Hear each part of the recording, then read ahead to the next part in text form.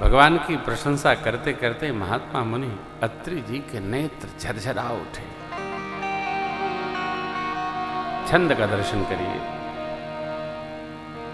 थन पुलक निर्भर प्रेम पूरन नयन मुख पंकज थन पुलक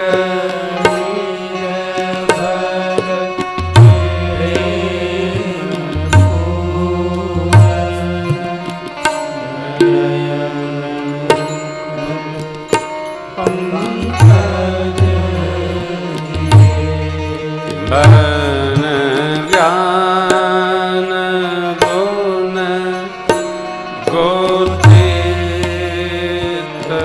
प्रभु मैं देख जब तब मन ज्ञान गुण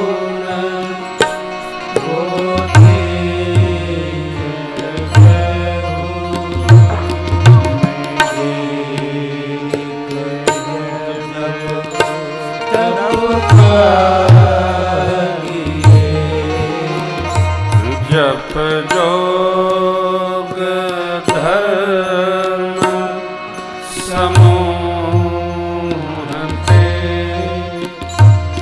नर भगति अनुपम पावई। जप जोग धर्म समूह नर भगति अनुपम पावई। रघुबीर चरित पुनीत निशि दिन कास तुलसी गावई। रघुबीर चरित पुनीत निशि दिन कास तुलसी गावई। दास तुलसी गावई। दास तुलसी गावई।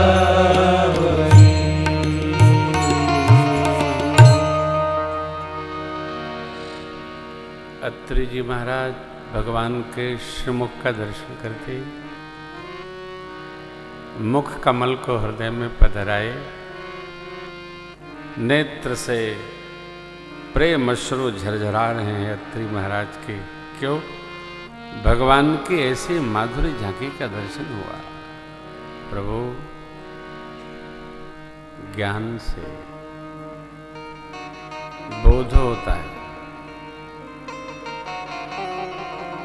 जब तब के समूह से जीव को आपकी करुणा कृपा की प्राप्ति होती है, आपकी भक्ति की प्राप्ति होती है, आपके चरणों में जीव का मन लगता है। मैंने आज तक ऐसा कुछ नहीं किया।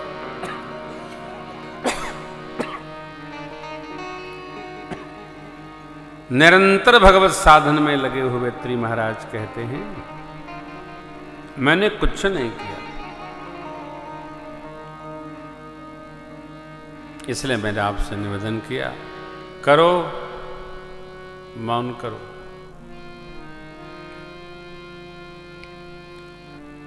मौन करो, बढ़ने दो।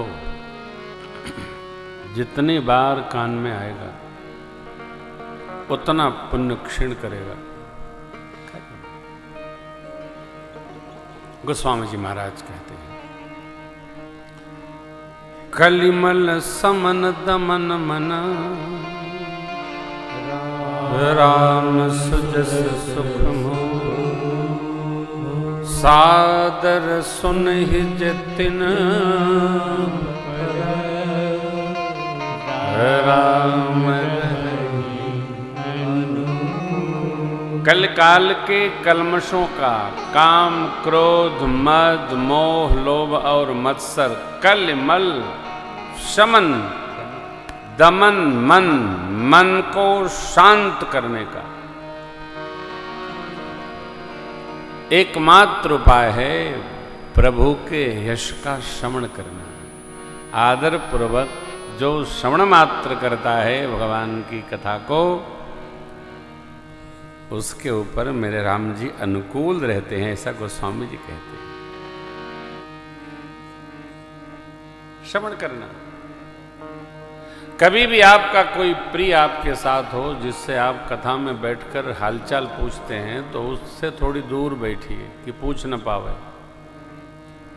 यदि कथा श्रवण करना है तो जिसके लिए सब कर रहे हैं वही खो गया, तो फिर किया क्या हमने? और बहुत है। एक सेठ जी ने भागवत का आयोजन किया। सेठ जी बड़े अच्छे थे, भागवत का आयोजन किए, और जैसे ही कथा शुरू होती थी सेठ जी सो जाते थे। कथा में नींद बहुत अच्छी आती है, सो जाते थे।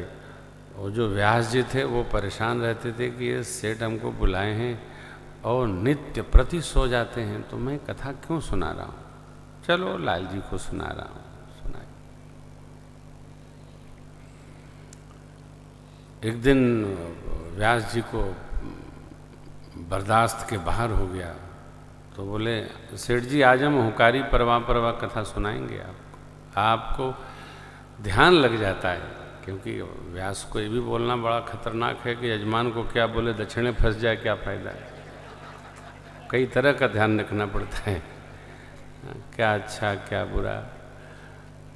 तो बोले हाँ हाँ महाराज, हम तो थोड़ा सुबह सुबह करते हैं ना, तो उसी में ध्यान में चले जाते हैं, आप इतनी सुंदर कथा सुनाते हैं। तो सोचे कि पूछूं कि कल क्या सुनाए हैं, याद है? अब सुने हो तो बतावें। तो खैर व्यास जी छिपा गए। हुकारी हर आधे घंटे 15 मिनट 10 मिनट बाद जैसे वो ध्यान समाधि में जाए, वो महाराज बोले सेठ जी सुन रहे हैं ना? हाँ महाराज।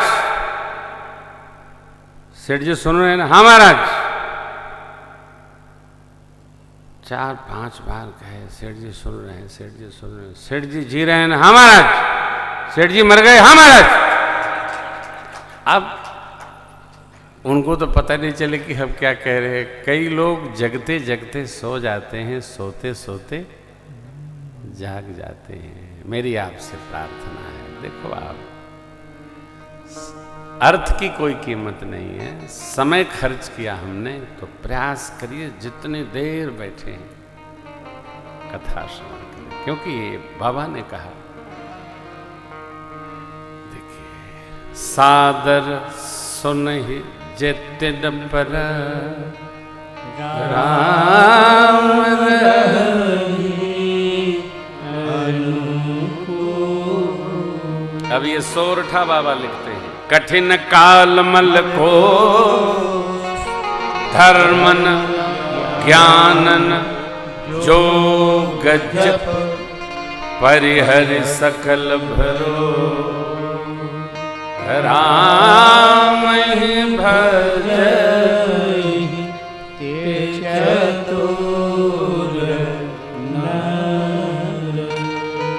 कल काल कठिन है, कठिन काल मल कोश मलागार है, परिहरि सकल भरोस राम ही भजहि ते चतुर नर। चतुर वो चतुर है जो राम जी का भजन करे, कुछ बहुत नहीं।